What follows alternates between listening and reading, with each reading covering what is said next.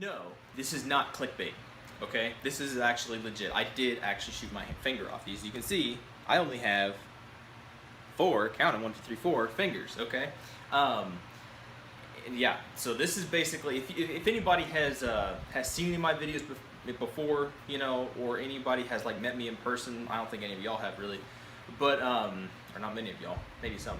But anyway, you've probably noticed that I'm missing a finger, okay? A lot of people don't notice, okay? No joke, true story. I sat by a guy in choir for months, okay? Before and after this happened. And he didn't realize, I mentioned an accident that happened. He was like, what accident? And I showed him, it was like my hand, like I'm missing a finger. And he was like, whoa, dude, like I didn't even realize you're missing a finger. So either he was completely brain farting and didn't realize that he knew, or he didn't even know. And there's been other people that I've been friends with and stuff like that, I talk to and stuff, and it goes on for a while, you know, weeks or months or whatever, and then they realize, oh, you're missing a finger. So yes, no joke, I am missing a finger. So, this is what happened, all right? You can judge me if you want, I don't care. I'm making this as a twofold reason I'm doing this, okay? Whenever it happened to me, this is the main reason. Whenever it happened to me, I looked up a bajillion different places. I tried to find somebody who had a similar or the same thing happen, and I was deciding whether or not to cut my finger off or to live with it out how it was.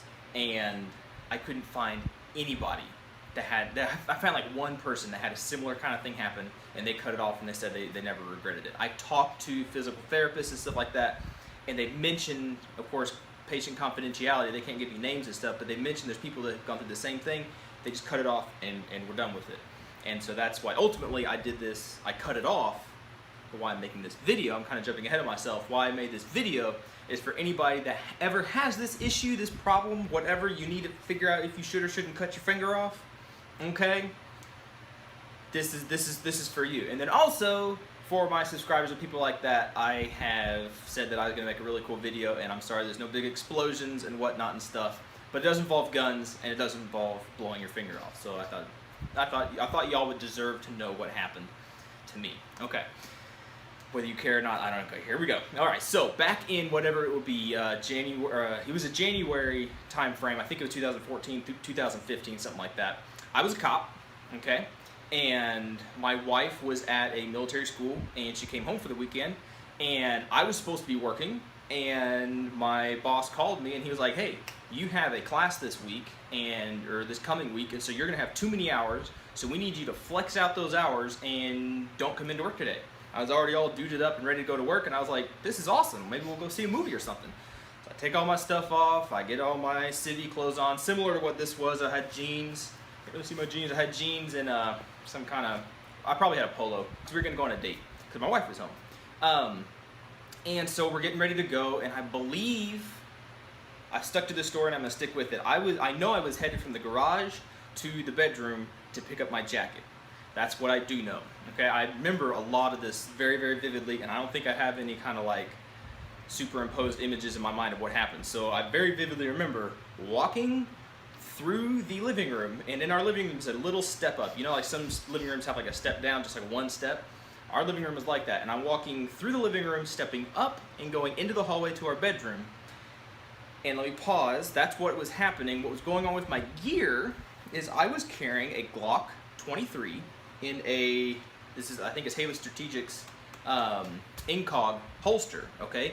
To me, it was a new holster, all right? I'd never carried appendix before, very, very rarely. I'd done it a couple times, but very, very rarely I'd carried an appendix. But I'd never carried it like this. This is one of the first times, let's say maybe 1 in 5 times I'd actually put it on and gone out and done something. And as is my custom, whenever I put something on, like my gun or whatever, whenever, I will put it on and I will draw. Okay, I want to make sure that the clip's in there, everything's ready to go, everything's settled. It's not, you know, something messed up. I'd rather have something go wrong with the house than something go wrong when I need it. And so I put it on in the garage, and now we're back to my story. I'm walking, I just put it on, I'm walking through the living room into the hallway, and as I do this, several things happen, all right? I'm basically like this, I'm walking, and a lot of times, you know, whether you're a cop or whether you're not a cop or you're just a civilian that carries a gun, you envision different things that go on, like different scenarios. What would happen if, if my hand was messed up and I only had one hand to draw my gun or whatever, it's basically what I did. So for whatever reason, I don't know, I didn't use my left hand to draw, okay? And it just kind of stood there. And so I picked up with this hand, right? And I go down to draw, okay? And like I said, it's a new holster in a new position, so I'm not super familiar with it. And I'm walking, and I'm using one hand. This is all bad decisions and all accumulated into one big bad problem. As I pull the gun out, right, I basically pull it out kind of like this, where it's not a very good grip, and it's just kind of funky, and I didn't like how it was. So I'm pulling it out, and as I pull it out, my hand's basically down here like this. I kind of do this weird flippity-do thing, you know, like it's out, and so you're just kind of adjusting your grip. It was very quick. It basically would have been walking, because if I didn't use this hand, I was walking, I kind of come up and like this. Basically exactly what happened, and no joke. I fire the gun, and I drop it. I'm like, holy crap, what just happened? I heard a big boom, and I don't know what happened. I'm like, holy, did I shoot the gun? Did I drop something? And I didn't even remember dropping the gun, but it was not in my hands. And I'm looking around, I'm like, what did I hit? Okay, these all happened in milliseconds. I'm like, okay, the gun did fire. What did I hit? Is the couch okay? Is the furniture fine? And then I look at my hand. Somewhere along the line, I did take some pictures. I'm gonna put the pictures in here, so they may be at the end. So if you're squeamish, don't look at the pictures because they are bloody and nasty. But I look at my hand and I'm like, holy freaking cow, I just shot myself. I am a stinking idiot. And I'm sitting there and I'm like, everything's like my career and my life and my afternoon and going to the movie, it all flashes before my eyes, and I'm like, there's no way to just put a Band-Aid on this and go to the movie. Like, I'm kind of in trouble now.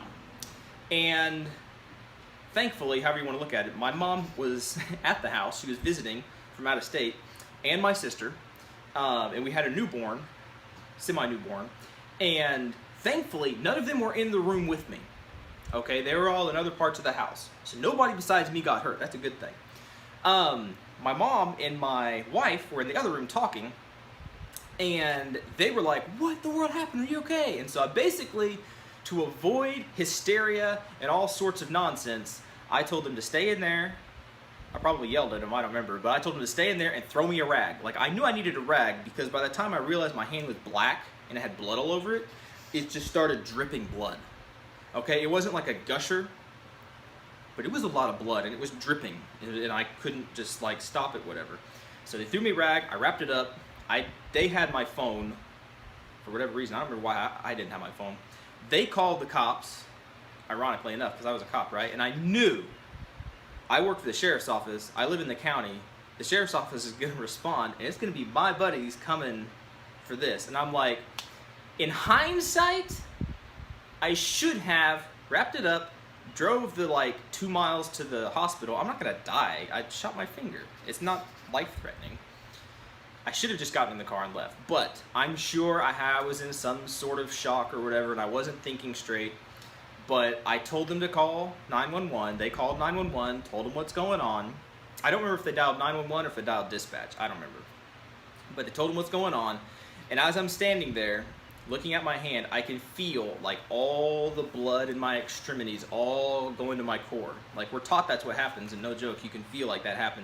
And I was like, I'm gonna pass out. Not because of like blood, but because I'm like losing all this blood and my body's going into shock. And so my explanation of why I didn't go to the hospital to drive, I knew I wasn't gonna drive, but why I didn't just get in the car is because of that. And because I just started like seriously feeling everything just kind of go up into my core. And so basically I was like, okay, I'm not gonna be the idiot that passes out and falls down because I cut my finger. I'm just gonna lay down on the couch and let the blood just kind of settle through my body and I'll be fine.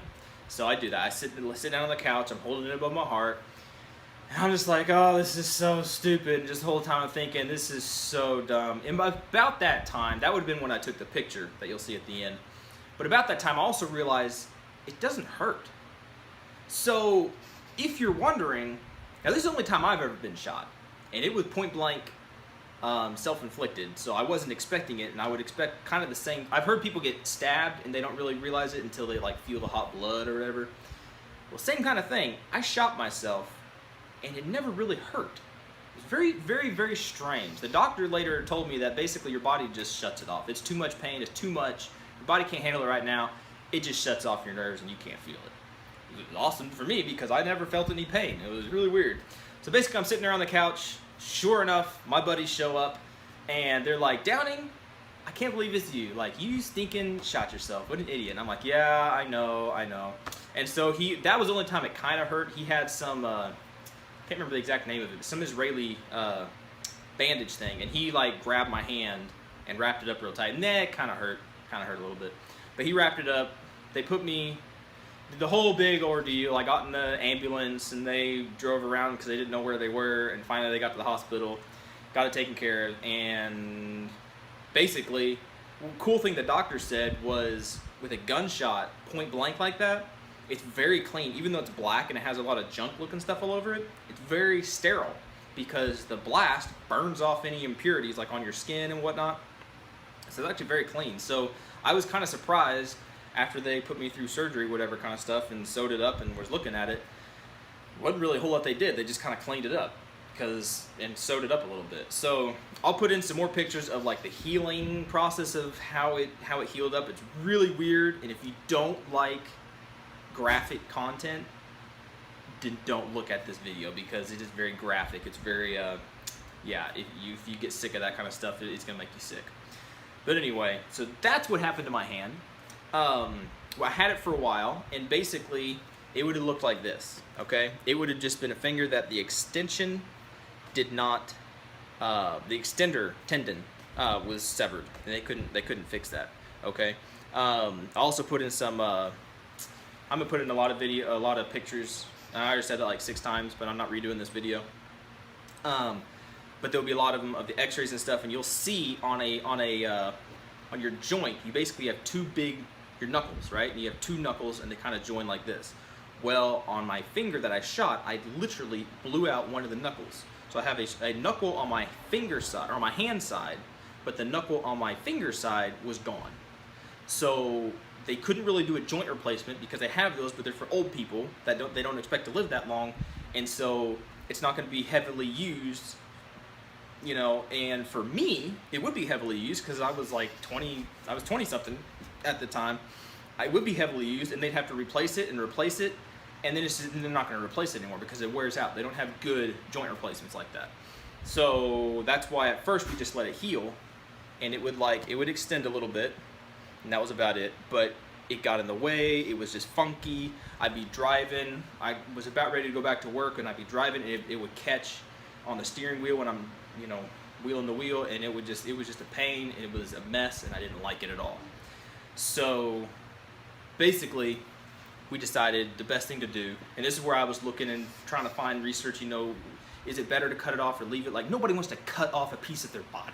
I mean, it's a weird thing to think about. It's a very surreal thing. You're like, do I really just chop off my finger? But sure enough, I ended up having it removed, and as you can see, the doctor did a stinking really good job, and there's just some scars. I scar real easy, so it doesn't matter. Like, if I was a normal person, you probably wouldn't be able to tell, but he did a freaking awesome good job. The hair right here, if you can see, is actually the hair on my knuckle. And if he hadn't have reshaped the skin or whatever, that hair would be like on the end of my finger. But he did an awesome job. I can do everything now that I could do back then. I can type and all this kind of stuff. It kind of put a stint in my Marine career because at the time I was in Marine Reserves, and actually it was either like the next weekend or something like that. I was supposed to go do some makeup drills because I had missed some before. I don't remember why, but anyway, I was supposed to go back and do some drills.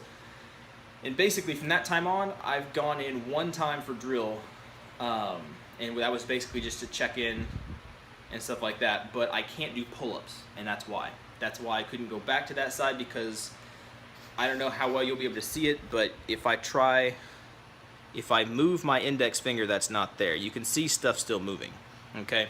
So the muscles are all still there. The tendons are all still there. When I try to move my finger, it just kind of, I don't know what it's attached to. So if you're trying to do heavy lifting, you know, or doing pull-ups and doing something 100% like that, it pulls and it snags on stuff. So to anybody that is thinking about getting this done, for obviously for medical reasons, you don't just go chop your finger off and be like, I only want 9 fingers. That's stupid. Don't do that. But for the person that is legitimately considering either keeping a finger that is a maimed finger basically, or cutting it off, that's the only downside that I've had to this whole experience, kind of. I said it was with reservations, obviously. But you will, I don't know if I've done therapy and stuff like that, but you will have not a handicap, I don't want to say handicap because I'm not handicapped, but you'll be limited on certain things, lifting certain heavy items, because when you start really straining and you do it a lot, like if you're helping somebody move, or if you're like doing weights or whatever kind of stuff, there will come a point where your hand will shut down and it will hurt. And it will be like a cramp that you just sit there and just kind of try to work it and make it feel better. But you just gotta wait till it goes back to normal, whatever, I don't know. But that's the only issue that I've had with this whole situation. Like I said before, I'm doing like school right now online and stuff like that. I'm typing and doing papers, things like that. I'm taking care of our daughter and stuff like that, so I can change diapers. I could do all this stuff. Like, it was easy. It was no big deal. It was completely seamless. I still do my shooting. You see my videos. I still work on stuff. Very rarely will I go to like pick something up and I will have a bad grip, because I can't remember if it's like 25%, but it's that much of your hand right there that is gone. So a lot of your strength in your grip, the doctor said, comes from your lower part of your hand, but you still lose a good chunk of you can see this is really small. I used to have kind of meaty big hands. Now it's like a little skimpy hand. So whatever that's worth for y'all, if you're considering having that done, just think about that. Those are the things that are that you got to consider. But anyway, that's what happened. I'm an idiot and I shot myself. So if there's a game show I can get on by doing that, I've already done it. But anyway, I don't know, because I'm not, to keep from rambling, if y'all have any questions, because I can sit here and ramble on and it'd be completely boring from there on out.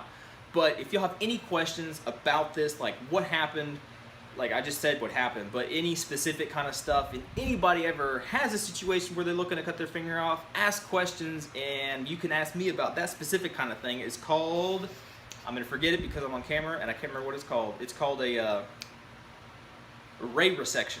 If you're looking to have a ray resection, cutting it out, ask me anything you need to ask me, and I will share the best that I can. So, yeah, for what it's worth, that's why I have 9 fingers. That's why my kids will only be able to count to, 19 if I use my toes. So 9. I go to 10, I have to just make it up. Or I can sing them that song, you know, what happened to 9? You know, 1, 2, 3, 4, 5, 6, 7, 8, 10. What about 9? 7, 8, 9. Anyway, that's probably copyrighted, but I hope not. So, for what it's worth, that's what happened. Don't be an idiot. For the people out there that are considering appendix carry, this is a very real thing to consider. I do not blame the Glock. Funny thing is, I had just explained to my mom how safe Glocks were and how a Glock will never go off by itself, and I still hold true to that. The Glock will not go off by itself. You, as an operator of the gun, have to put your finger on the trigger and pull the trigger, okay? And that is exactly what I did. This is all my fault. I'm not going to blame the holster, because it didn't mess up. I'm not going to blame the gun, because it didn't mess up. It's training on my part that I didn't do before I carried the gun. Okay, so if you're considering appendix carry, and this is going to freak you out, like, oh, he shot his finger off, he could have done whatever. Yeah, you could have, but you could also shoot your hand off or shoot your leg or whatever using any holster. It's all training, okay? And never, ever, ever get lackadaisical in your understanding that a firearm is just like a car, okay? It's a piece of steel or polymer, whatever, that has this brain that operates it. So whatever idiot is operating the car, whatever idiot is operating the firearm is the one in charge, okay? And these things can kill you, they can hurt you, same as a car or anything else. There's nothing significantly special about a gun that makes it so scary, okay? It's just a piece of machinery that you operate, or whoever operates it. So it's up to that individual to get the training and to be cautious and all those other safety things.